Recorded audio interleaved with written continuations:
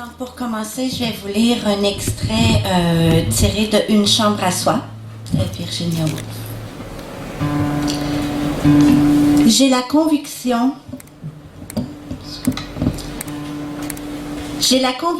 que cette poétesse, qui n'a jamais écrit un mot et qui fut enterrée à ce carrefour, vit encore. Elle vit en vous et en moi, et en nombre d'autres femmes qui ne sont pas présentes ici ce soir, car elles sont en train de laver la vaisselle et de coucher leurs enfants. Mais elle vit, car les grands poètes ne meurent pas. Ils sont des présences éternelles. Ils attendent seulement l'occasion pour apparaître parmi nous en chair et en os. Cette occasion, je le crois, il est à présent en notre pouvoir de la donner à la sœur de Shakespeare. Car voici ma conviction. Si nous vivons encore un siècle environ, je parle ici de la vie qui est réelle et non pas de ces petites vies séparées que nous vivons en tant qu'individus, et que nous ayons toutes 500 livres de rente et des chambres qui soient à nous seuls. Si nous acquérons l'habitude, la liberté et le courage d'écrire exactement ce que nous pensons, si nous parvenons à échapper un peu au salon commun et à voir les humains non pas seulement dans leur rapport les uns avec les autres, mais dans leur rapport avec la réalité, et aussi le ciel et les arbres, et le reste en fonction de ce qu'ils sont.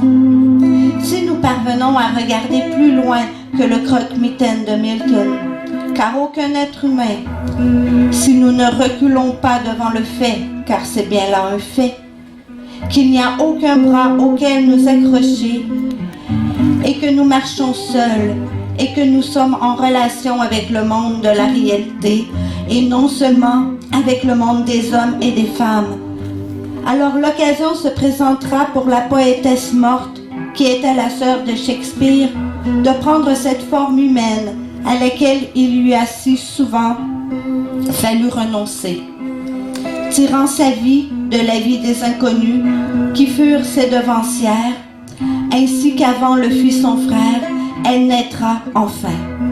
Mais il ne faut pas, car cela ne saurait être, nous attendre à sa venue sans effort, sans préparation de notre part, sans que nous soyons résolus à lui offrir à sa nouvelle naissance la possibilité de vivre et d'écrire.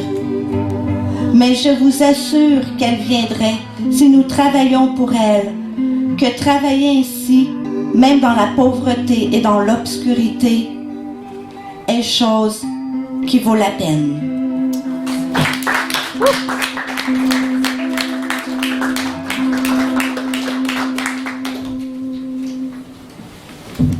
Je vais poursuivre avec quelques textes à moi. Grand chevalier égaré, chevauchant sur son cheval d'argent, les yeux fermés, aveuglé par le soleil, tel Alexandre le grand poète, à la conquête des terres, de divines constellations, debout, jamais à genoux, soulevé par l'inspiration, me soulève moi, trop durement, je perds l'équilibre, me souvenir est trop aride, le sol de mon nid douillet glisse vers l'abysse, jusqu'au cœur foudroyant de ce noyau de feu, crachant la lave que l'on avait oubliée par un matin de soleil et de brise légère qui ressemblait à la paix.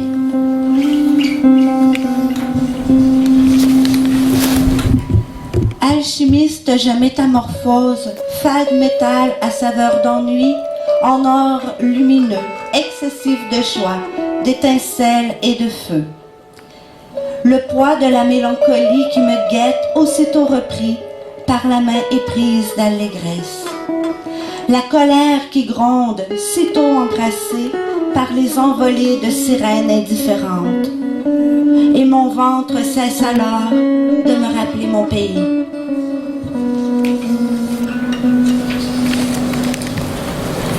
Je me tiens là, entre vos doigts délicats.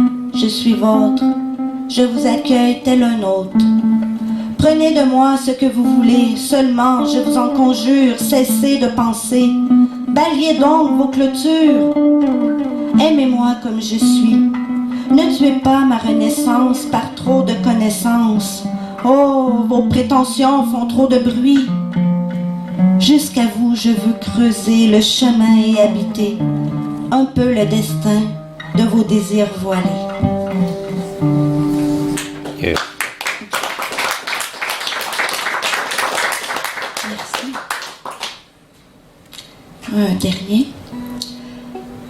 L'envolée si hautement majestueuse que je n'ai pas su poser mes ailes et te laisser repartir dans l'autre réalité.